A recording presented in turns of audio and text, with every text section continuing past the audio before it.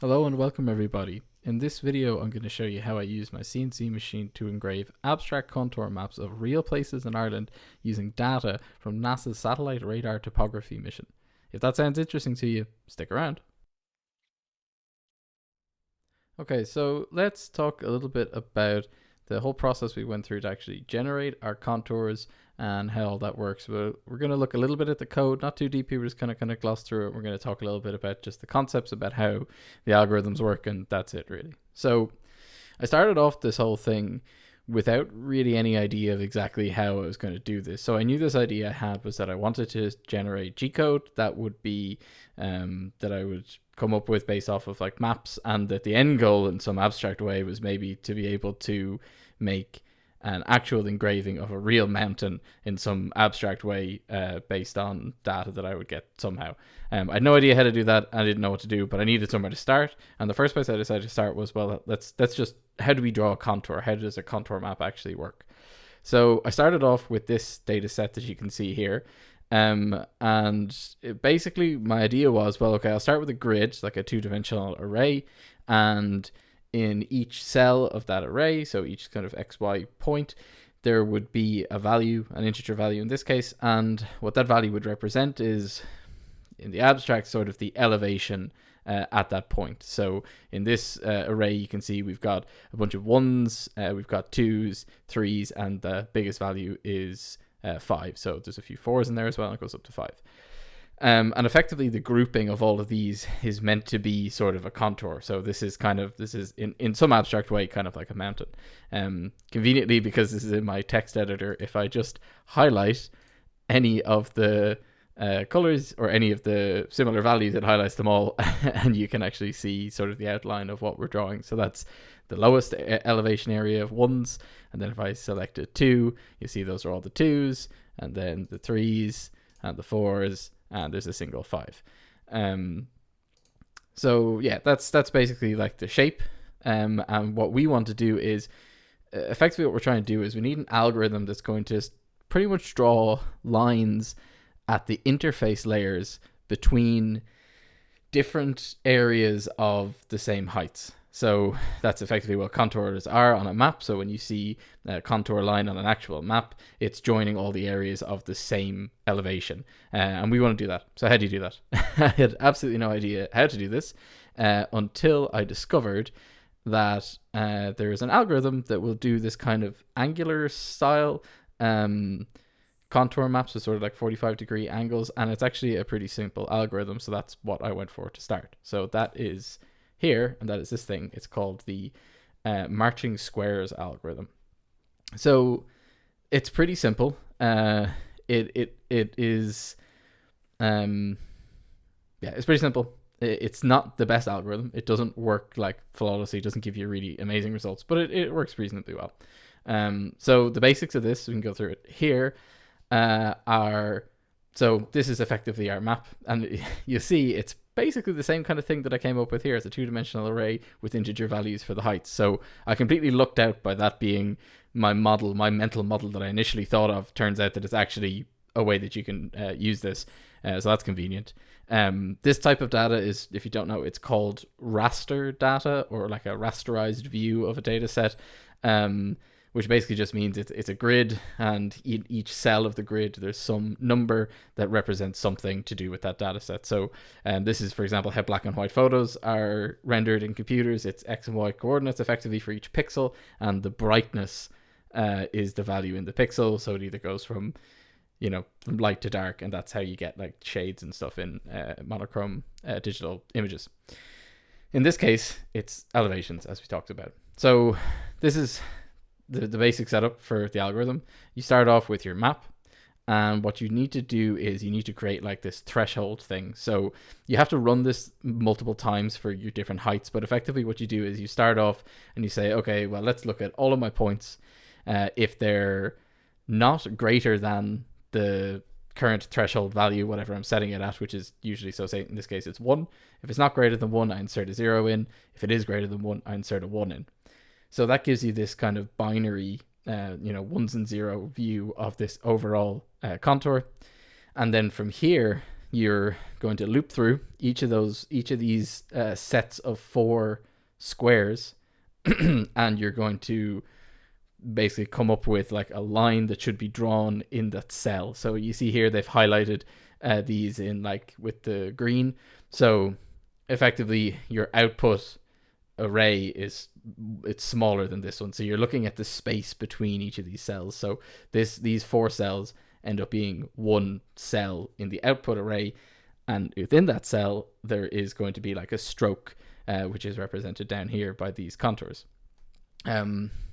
So again, it's not super complicated, but it is a little bit fiddly. So say if we look at each of the 4 cells that we're interested in, we take like this point and we kind of run counterclockwise around, and we have a look and see, well, what are I think we start from this one, and we look and we see what are the values in each of these. So these are all zeros, so they've highlighted them black here, and they have a 1 here. So if you were to take those 4, put them into a 4-bit binary number, you would get either 0, 1, 2, 3, all the way up to 15 out of it, which is the different cases of all the different kind of arrangements that this can be in. And depending on which arrangement it is, you have these unique patterns that go in. And you can see here, as the example goes down, we have like, these black dots here and this one here. So this would be like 0, 1, 0, 0, or it can be the opposite way around. It could either be 0, 1, 0, 0, or what would it be? 0, 0, 1, 0. In any case, you'll get the same things because there's like a symmetry in this whole thing. So we get the number anyway. We check off here. We go and we look at our list and we see what stroke goes in here. We see in this case, they've got 13 here. We have case 13 is this stroke here. And then we look down to here and we say, oh yeah, there we go. We put that angular stroke in, and that sort of gives us this, this sort of division here, that there's a gap between these 1s and this 2, and it'll be sort of a 45-degree stroke here. Again, that's why I'm saying it's kind of a bit rough, because it's just sort of angular strokes. It's nothing smooth. But anyway, that's how it works. So in my code, I'm not going to go through it in massive detail, but effectively this is, so at the very top here, I've defined like all these different strokes. You can go through this. I've a link in the description for to GitHub with all the code in it. But yeah, effectively each one of these values, when you get it matched up, give an X and a Y coordinate in, and then this lambda sort of returns something that represents what the stroke should be. So in my case, I've decided that a stroke is like an X and a Y point. So that would be like a straight line connecting 2 points. The reason I've gone for a straight line connecting 2 points, if you watched my last video on the CNC generative art project, straight lines are the easiest things to draw on the CNC machine. You can just give it an X and a Y point and click go, and it'll just draw between the two. So I've done basically the same thing here, and it's convenient that these are all sort of angular, so it works out well in that way. Yeah, so we've got our X and our Y points. These are all the different patterns of the different strokes that you can come up with. You'll see there's a bunch of them here where I'm actually calling to them again, which is to do with the symmetry here, because you can see like case 1 here is identical to case 14. There's also some composite ones, so you'll see that like case 10 has 2 strokes in it, but all that is actually a combination of case 1 and 14 with this little stroke, and it's also combines then case 4 and case 11, which are that stroke. So for that, I have it again done up here where there's like this addition thing where we're adding together the outputs of 2 of the base strokes. I did decide that these would be different. So I was thinking about in the abstract, like, well, are those going to be the same thing? But obviously the CNC machine needs to draw them separately, so they are individual lines. You'll see a little bit later on when I kind of put this together why that's important. But anyway, so yeah, we can plot out our strokes here. Rest of this code, I'm not going to go through it in huge detail. It basically reads in an input file. It goes through, tries to process the contour thing in here. Now, I was trying to work with some very large data sets later on, you'll see, and doing just like a 2-dimensional array and going through every single point was not efficient. It was very, very slow. So I kind of did a little bit of funky stuff in here to do with basically creating a fake kind of a hash map of all the XY coordinates and iterating through that instead of going through an entire 2D array. There's some messing in here. If you go through it and step through it, kind of logically, it will make sense. I'm not going to go into it, but anyway, just trust that basically at the end of this, what we get is we get a whole bunch of sets of coordinates that represent the X and the Y start and end points of each of these strokes that are generated across the entire thing. So at the very end, then we have to take all of those strokes and we need to add them all together to make paths that the CNC machine can follow. So the CNC machine could just draw individually every single stroke, X and Y coordinates. You know, draw one line, lift up, go to the next one, drop down, draw one line, lift up, go to the next one. It could do that, but there'd be loads of travel moves in there, and that'd be super inefficient. So I had to write a second part of the algorithm that would take each of the individual strokes and would try and find, well, is this start point, does that map up to the end point of another stroke, or does this end point match up to the start point of a different stroke, and then add them together to make a path. So then a path will be a collection of strokes, and so that means basically that the CNC machine can drop its engraving bit down and can start moving to different points without having to lift up before it needs to lift up and then go to find the next path. So for this example, the test example, which is a reasonably small data set, we actually can do this, I think, it's only about 7 paths that it needs before it can do the whole thing, which is pretty cool. For some of the more complicated data sets I had, there's many, many more paths. But still, it just means that you're reducing that amount of travel moves and it makes the whole thing more efficient, which is pretty cool. This is gnarly going through this. It was a bit of a head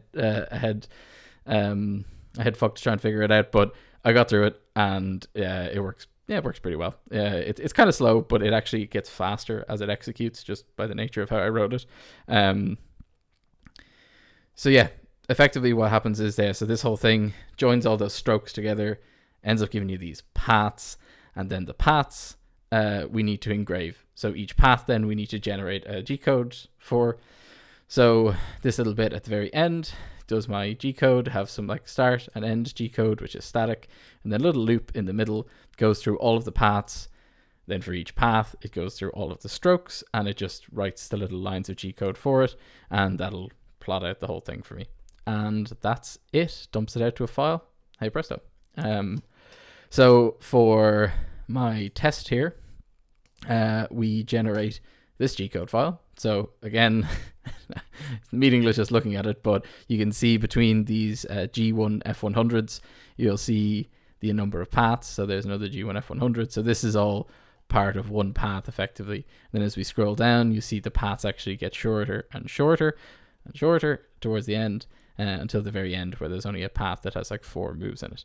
So that's 183 lines of G-code. So it's a very short file, executes very, very quickly. So let's have a quick look what that looks like. And here we have it. So this is our actual G-code that's going to run simulated. So we start here at the origin, lifts up, goes off to an arbitrary starting point, and it will start doing its path. So this will basically do the whole entire outline. So you can see these points represent each stroke. And then by stitching all of these together, so we start here and we start, say, moving this direction, then we come all the way around and end up finishing back at the start. So that made sort of an entire loop, like a closed loop path. And then it's going to lift up from here following this orange line, which is the travel line. And it'll go to here, come back down and start engraving that path as well. So by counting the orange lines, you can see basically how many individual paths we have. In this case, it's a really simple data set. They're all these like closed loop paths, which is really, really nice. And it works out quite well. So if I click this button, we can see what that looks like. And there we have it. So that's it. Drawing each line, lifts up, moves on to the next one. And there you go. So it won't execute quite that quickly in real life, but it is still quite quick. It doesn't take a hell of a lot of time to actually run it. It's pretty cool. So I think I'm going to show you some of that now, and you can see what the final piece actually looked like when it was done. But this is only one part of this whole thing. So this is like a fake, mountain map. Like it's kind of cool, and I made a nice little piece of art that I'm really happy with. But it doesn't really represent anything. It's completely arbitrary. I literally started typing 1s, 2s across in a file and completely meaningless and arbitrary. So I wanted to get real data into this. When I was happy with the algorithm and I knew that it was all working, I wanted to get some real data that I could actually use to draw real things, and it would be sort of this abstract representation of something real, which I think is really cool. So that's where we come in to the whole next bit. So well, hang on, we're going to talk about where that data came from and how I managed to figure it out and get it all working. And I think you guys are going to be pretty impressed with what we got going.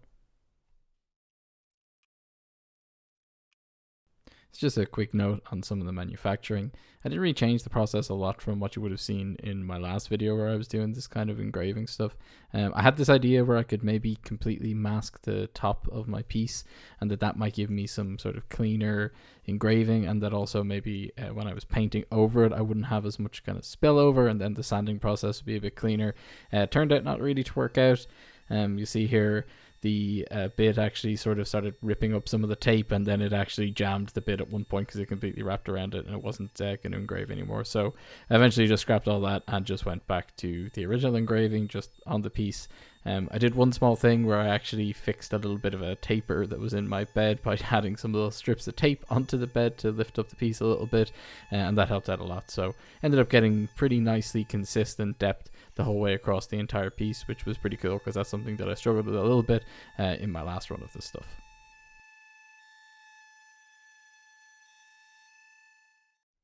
Okay, so let's talk a little bit about how I actually got the data together, what data I even got to be able to draw actual maps of real mountains and stuff, which I did do. So how did I do it?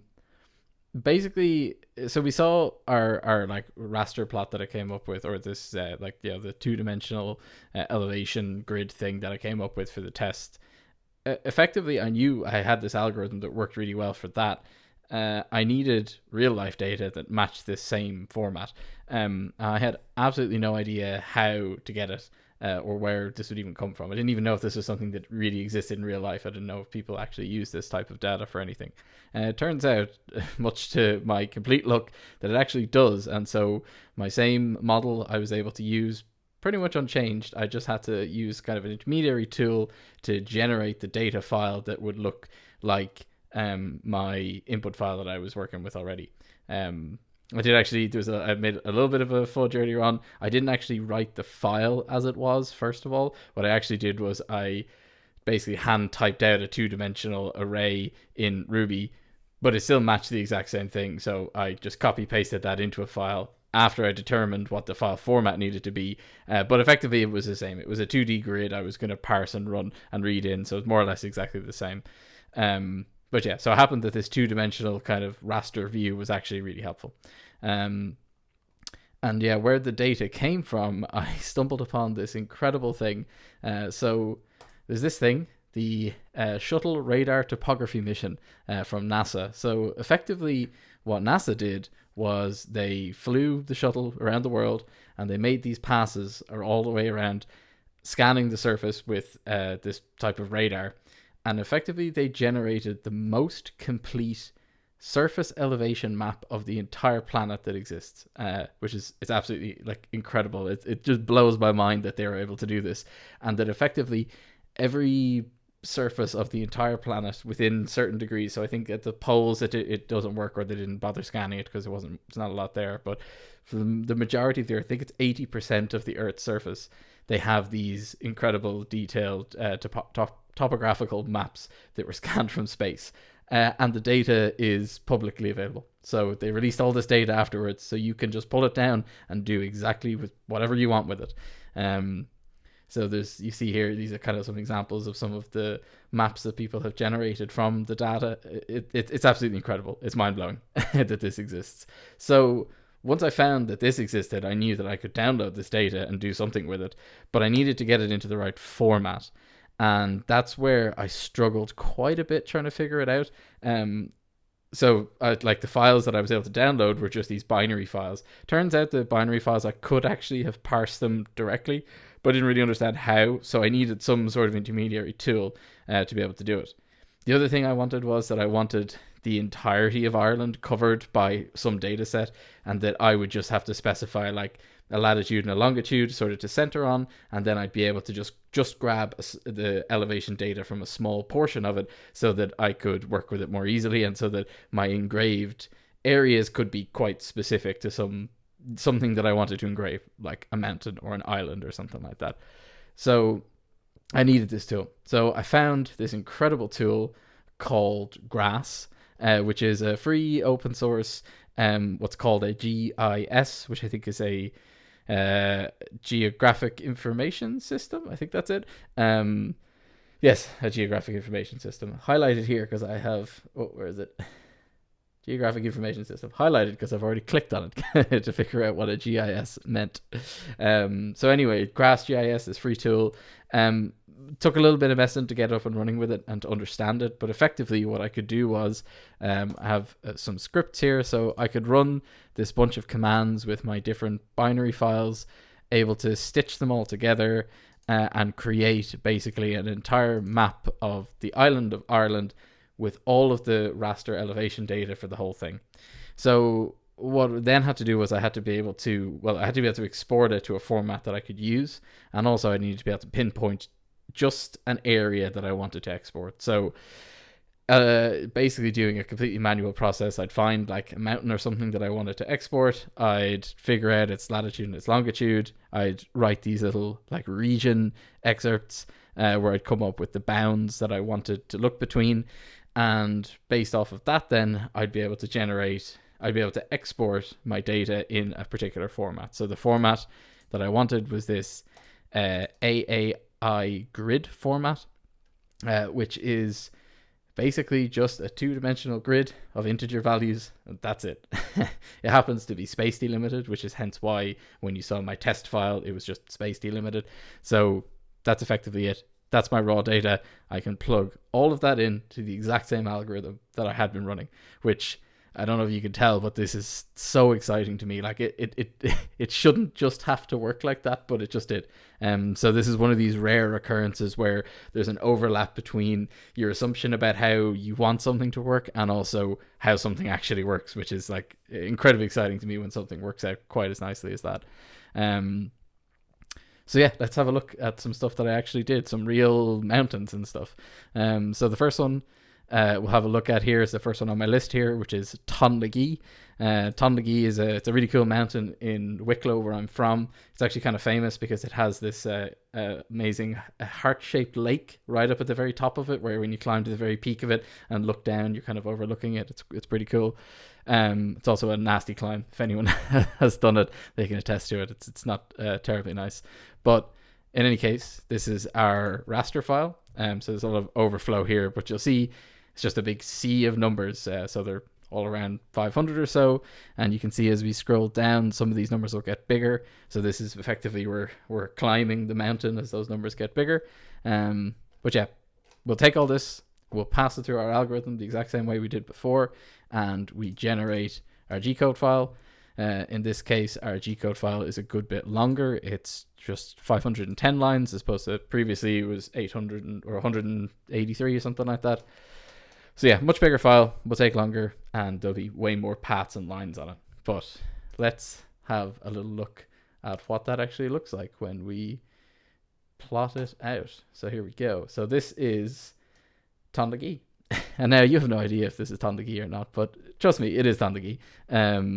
Again, if we click our plot, we're going to have it drawn out, and we have this kind of nice contours. This one is, it turns out quite nicely. They're all, again, I think they're all closed loop ones as well, which is quite nice. There's some contour maps I was generating where they didn't end up being closed loops. There was some kind of non-closed loops of it. But this one just happens to work out quite nicely that way. And there we go. That's the top. So let me prove to you that this is actually what Tonlagee looks like in an angular abstract version. So here is our Google Maps. There's our incredible Lake Loch Owler up at the top, which is heart-shaped, which is pretty amazing. And this is the mountain Tonlagee. So you can see it's got kind of sort of a egg-shaped bit at the top with a little nose. The nose comes down up to the north, and then off to the east of it there's sort of a saddle, and then a little bit off here. So if we have a look back at our G-code view, sort of got this egg shape with a little bit of a nose coming down. The nose points down, points north, and then on the far side we've got a little saddle to the east and a little rise over here. So let's pull this out, throw them side by side, and have a look. And yeah, there you go. I think it's pretty clear to see that is indeed Tonlagee. So for this one, what I did was, so I added some configuration to the whole process. So I decided to make kind of a cut of a certain height. So this whole area, when I exported the data, I'm actually getting all of this data down here as well. That's sort of outside the bounds of what I thought looked cool for the mountain. So I made a cut point and said, okay, I only actually want to draw lines that are above 600 meters. In this case, I think I used, about 600 meters. So it's this kind of dark line is what you're seeing, everything in between. And what I also said then was I can set the resolution for the width of the contour lines, basically. So for a contour line on a say like an Ordnance Survey map of Ireland, each contour line represents, I think it's 5 meters of elevation. But with this Marching Squares algorithm, if you run it with smaller graduations, because of the way the algorithm works, you get a bunch of lines that are sort of touching each other and that are clumped together, and they don't actually look that nice. So what I did was I made it configurable how wide the contours were going to be, and I did kind of trial and error, just played around, typed in a different number, ran it, see what they looked like, and played around with it till I got a picture that looked quite nice and the contours were kind of fairly separated and stuff like that. So in this case, the contour distance here is, I think it's 45 meters, I think is what I picked. So in the abstract then, each of these kind of angular contoured areas represents somewhere within an elevation of 45 meters.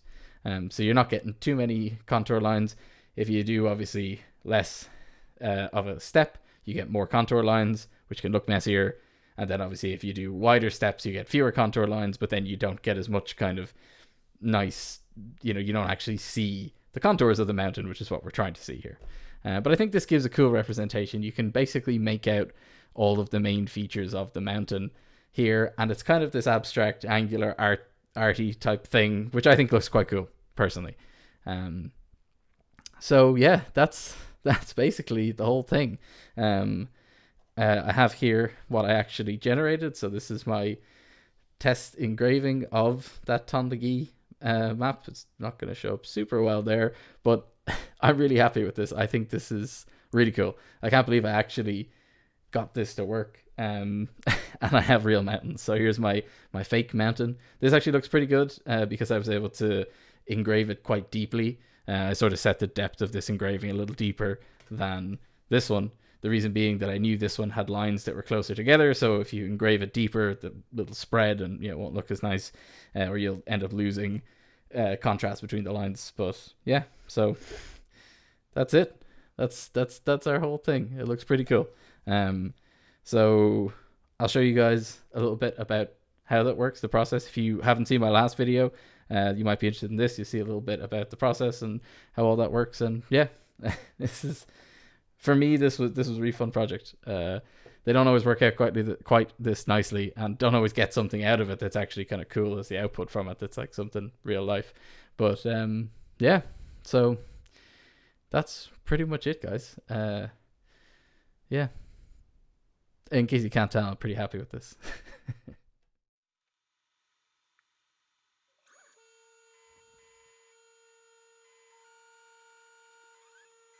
So this is just some of the manufacturing process shown kind of in its entirety. Not a huge amount to say here. It's more or less the same as how it worked in the last videos, where I kind of documented this in a lot of detail. But yeah, I'm just going to leave this here just so you can enjoy a little bit of CNC and sanding ASMR before you get to see what the final product looks like.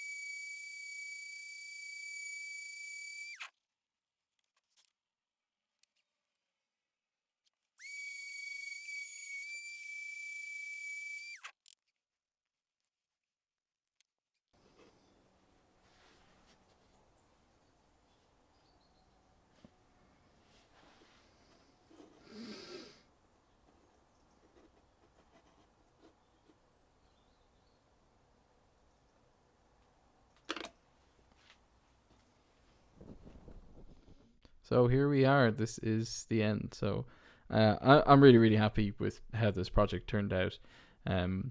The engravings they're far from perfect. There's still a lot that I need to do to kind of make this process a little bit smoother. There is some bleed that you get even after sanding and stuff like that as the paint soaks in the grooves. So there's some things like that I'd like to clean up, and there's some other bits. But in general, the whole process from end to end of, coming up with the software to do this, and like using my own perspective to figure out exactly how I wanted to do this and what kind of pieces I wanted to come out of it at the end, it was just a really fun thing to do, and I'm really proud about exactly how it turned out. So yeah, it's pretty good, and I think these guys look pretty nice in the end of the day.